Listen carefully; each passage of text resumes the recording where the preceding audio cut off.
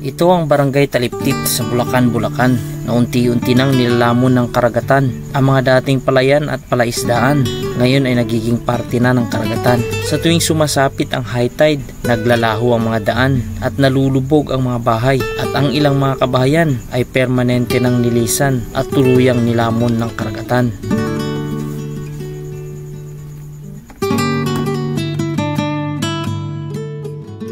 At alam naman namin na high tide ngayon, so tingnan natin kung anong magiging resulta ng ating adventure. Let's go with Francie Adventures once again. Ginawa na namin submarine yung mga motor namin. Yan o, talagang puro na, submarine na. Grabe. Kapansin-pansin mga kaibigan na kahit na lubog na yung bahay na yan, meron silang sariling pumping station para lang kahit pa paano mapakinabangan pa rin kahit na lubog na. At tingnan nyo, yung tubig dagat galing sa dagat ay pabalik papunta sa kalupaan na parte dito sa Bulacan mismo. At kung pansin nyo mga kaibigan, dahil nga binabaha itong lugar na ito, so napapansin ko lang nilagyan na nila dito ng upuan para pagtambayan, o yung ilan naman ay mangingisda. Yan, dito ilagay yung gagamitin para sa pain, then ganyan para mapakinabangan ng mga taga rito. At saka tambayan din pag may baha, nag-aabang ng pasahero yung mga tricycle driver. Shout out sa nakaisip nito dito mismo sa Barangay Taliptip ng Bulacan, Bulacan.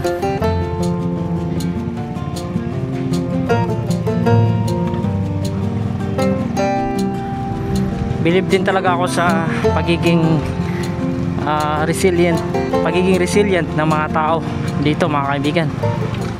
Dahil nga sa kabila na ganito nagsasuffer sila sa baha, lalo pag tagulan, ay nanatili pa rin sila dito. Ito yung Barangay Taliptip Elementary School. Pupunta tayo rito sa bandang Taliptip National High School. Mga kaibigan, kapag talagang sobra ang ulan at sabayan ng high tide, siguro itong barangay ng Taliptip para na siyang isolated dahil sa baha, no? Hanggat di humupa ang baha, mahirap siyang abutin ng mga sasakyan. Kasi doon pa lang sa pinanggalingan natin sa Barangay Perez, at doon naman sa unahan sa Barangay Ubihan daw, talagang napakataas ng tubig. Ayan mga kaibigan, pansin niyo, mga dating bahay na nilisan na dahil nga mas mababa na siya kaysa sa kalsada. Kaya mas better na lang, yung iba hindi na talaga tinitirahan. At dito talagang bumabaha Subukan natin i-explore dito. Makita natin ang malapitan ng airport na ginagawa. Balik tayo. Daming kangkong.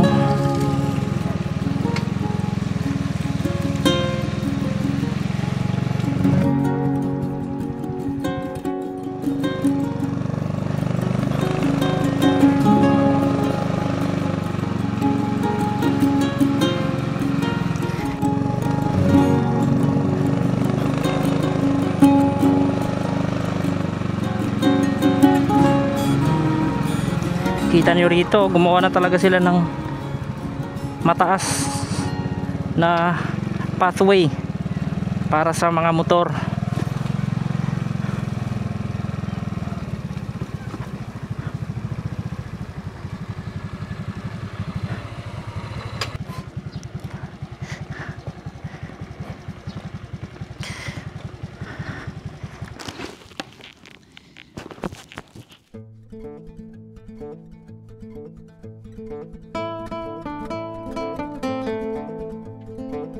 Ayon sa mga pag-aaral, nakararanas ang Barangay Taliptip, Bulacan, Bulacan ng matinding paglubog ng lupa dahil sa labis na pagkuha ng tubig sa ilalim ng lupa. Ito ay naging sanhi ng madalas na pagbaha at malaking hamon sa mga residente. Ang mababang elevation ng lugar at paglubog ng lupa ay nagdudulot ng pagbaha na nakakaapekto sa pang-araw-araw na buhay at nagdudulot ng pinsala sa mga ari-arian. Ang paglubog ng lupa at pagbaha ay may malaking epekto sa kabuhayan at kapaligiran ng komunidad. Sa kabila nito, ayon sa mga residenteng ating napagtanungan, iisa lamang ang kanilang sinasabi. Ayon sa kanila, ang pagbuo ng New Manila International Airport ay lalong nagpalala sa sitwasyon na nagre-resulta sa paglipat ng mga residente. Noong araw hindi naman ganito to dito. Hindi. Ngayon lang, simula ka San Miguel yan. Simula nung San Miguel. mula nung nagtambak sila dyan. Talaga. Pero nung wala pa yan, wala talagang Walang tubig yan. walang tubig. Yan na mismo yung tambak, yan oh. Yung nakikita. Nakikita mo na yan. Taas Ito, pala. Sa tao. Gaano ka taas yung tambak na yan? Pag nandun ka na, pag malapitan ka na. Mababa to, mataas talaga. Mataas Parang yung ganyang bahay. Ganyan. Siguro, parang ganyan. Ah, grabe no. Hindi pa tapos yun Hindi pa yung pinaka-finish na. So tayo pala mga kaibigan ay narito sa Sitio Libis. Ito yung sitio na maraming nakatira pa at pinakamalapit daw dyan sa reclamation area. At mula rito ay natatanaw natin sa ating mga mata ang mga naglalakihang equipment tulad ng dump truck at saka mga payloader na patuloy sa pagtatrabaho, sa pagtatambak dyan mismo sa ginagawa ngayon na New Manila International Airport. Ayan o, makikita mo yung mga dump truck at may mga pamboat din. At ayon naman doon sa natanong natin kanina na lokal, parang kasing taas daw ng mga ganyan no, yung building na yan. Tingnan nyo mga kaibigan no, maraming maliliit na isda. Siguro yan ay tilapia. Siguro kung masipag ka lang talaga dito, hindi ka rin siguro mawawalan ng ulam. Mamimingwit ka, makakuha ka ng tilapia. Yun ang karamihang mga isda rito. Isa pa sa nagpapalala ng mga baha rito mga kaibigan ay yung ganyan, yung mga tambak ng basura. Ayon sa mga napagtanungan natin dito sa Sitio Libis, ang baha raw dito talagang hindi na daw talaga humuupa dyan sa bahay nila. Talagang all year round na dati naman daw ay hindi naman talaga binabaha. Kung makikita nyo mga kaibigan, merong 1, 2, 3 niyog. Tapos ito rin, puno din yan ng niyog. Mga ebidensya na dati talaga hindi naman talaga nilulubog ng baha. At yung puno na yan na hindi nakadisenyo, hindi tumubo sa matubig na area, nakalaki pa siya ng ganyan at namatay lang din kalaunan dahil sa pagkababad sa tubig. Ganun din naman dito.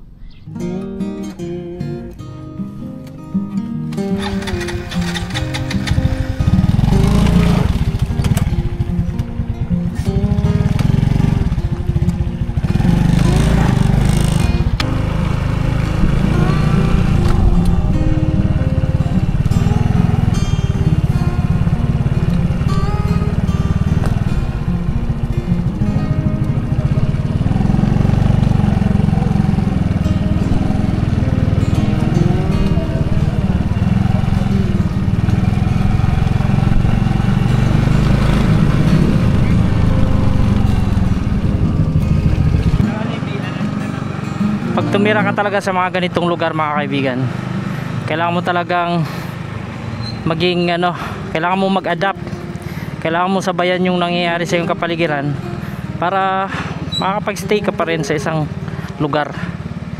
Ayan, mukhang negative tayo at di na tayo makatawid dahil ang taas po ng tubig. Ayan may mga tura-tura dito.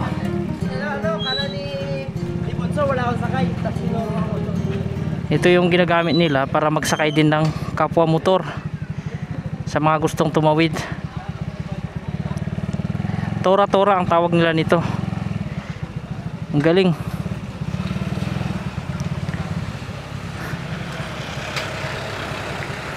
Malalim ito at di na tayo gaano makatawid. Tingnan nyo talagang sila nang nag-adjust. Wala yung makina sa baba kundi nasa taas. Magkano ho ang pasahe niyan kapag patawid motor? 100? Wala na yung dun sir, papunta na yung ulian kulay. Kasi pagbaba ko dun sa bagong gawa, tubig pa, di ba? After nun, wala diretso na yun, wala nang tubig. O meron na naman doon. Kaso lang, pag sinobra motor mo, titirek ka dun. Oo nga Ano yan, pababa na yan o tumataas? Tumataas, ay pababa na. Kaya ako sir, pangit ng panahon natin, nabot hanggang dun. Talaga? Na may tambak na yun. Sa tinagal nyo po dito, gaano kalalim ang inaabot? Yung talagang pinakamalalim na inabot noon. Abot ko, hanggang sa sita. Sa amin, hanggang dito, pagkasama bagyo na yun. Talaga?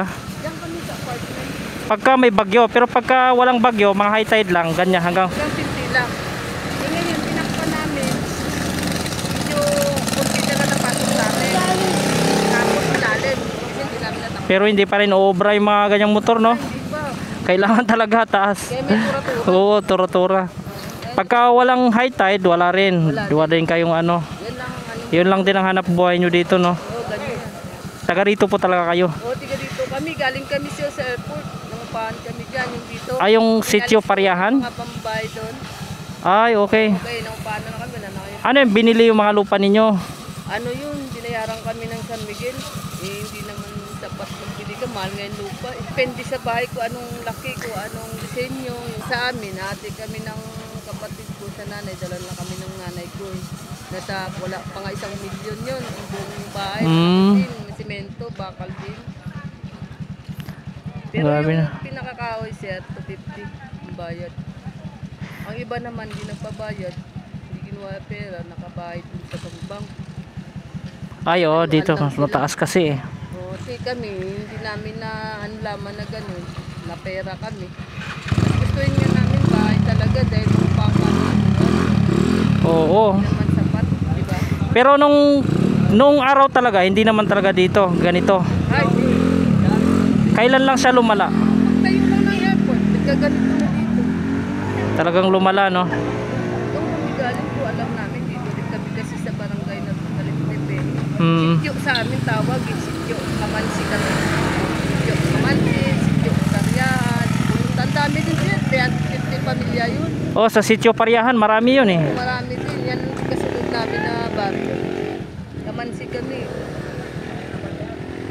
Dahil nakita naman natin kanina mga kaibigan sa drone, eh mahaba pa yung baha na yan. Tsaka nasilip din naman na natin yung update dito sa ginagawang New International Airport. Eh babalik na lang tayo. At huwag na tayong makipagsapalaran dahil mahirap, dahil tubig alat yan eh. Mahirap na pagka nakahigop ng tubig itong ating motor at mas masakit sa ulot, uwi pa tayo ng malayo. Tingnan nyo mga kaibigan, no? Tubig galing sa ilalim, bubula-bula. Ayan yung hanap buhay ng mga tura-tura dito. Sasakay-sakay lang yung mga motor para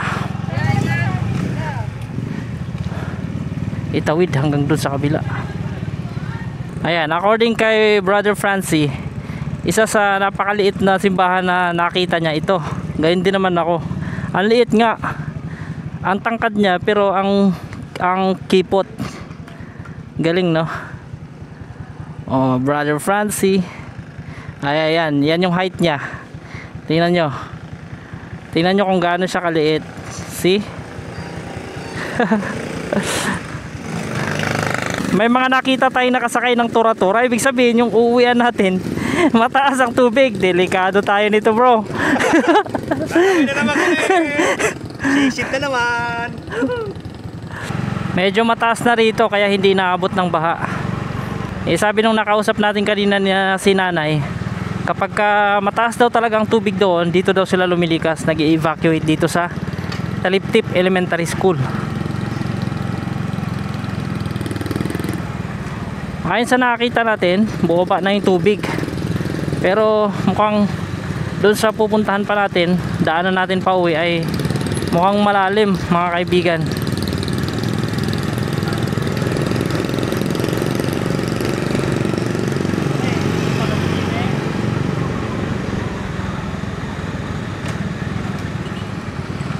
Boundary ng Barangay Perez and Barangay Taliptip. Lulusong na naman tayo ng tubig alat.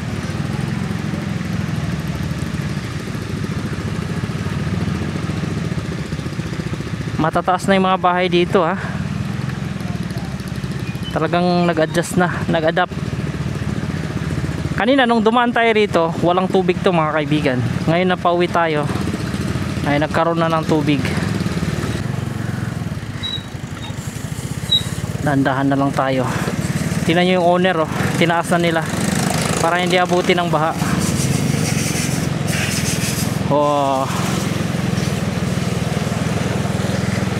Taas na lang tayo.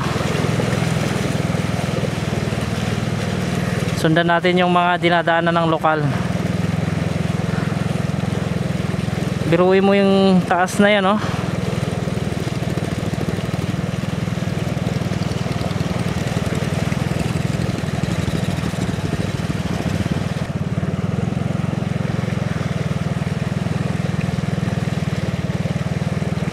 At ito na, papasok na tayo ng Barangay Bambang. Malakas pressure dito banda, ah. Tapos ng agos yan, tatangayin ka yan kapag ka, ano, napakalakas talaga.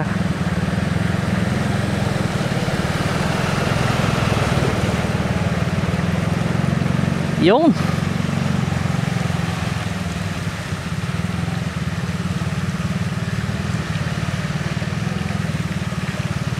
ang hirap kumilos pagka ganito, mga kaibigan. Halimbawa kung diyan ka nakatira, talagang sanayan lang din. Pero sa atin na mga hindi sanay at di nakatira dito, talagang isipin pa lang natin, talagang hirap na eh. Biruin mo yung aapakan mo, basa. Gusto mong gumawa ng mga gusto mong gawin, hindi mo magawa dahil basa yung iyong inaapakan. At saka napaka-prone sa kung ano-anong mga sakit, no, na nakukuha sa baha.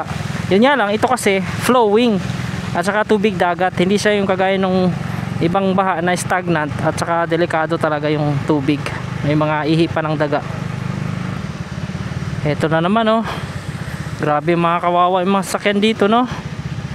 Ang problema sa ganito, bearing, yung bearing ng mga motor, sasakyan, napakatakaw mo sa bearing, no. Taas, ha. Taas, mga kaibigan.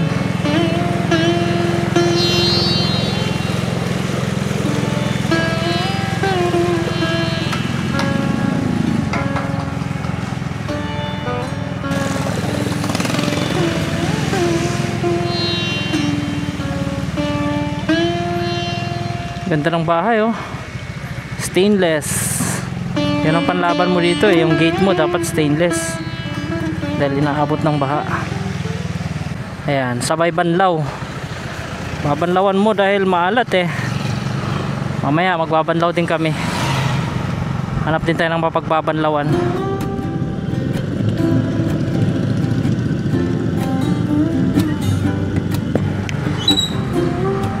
Narito tayo ngayon, mga kaibigan, sa mismong bayan ng Bulacan.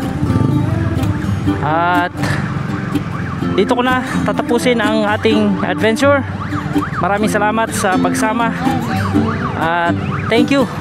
Sana po ay nabigyan ko kayo ng isang magandang adventure dito sa low-lying areas mismo sa bayan ng Bulacan, sa probinsya ng Bulacan.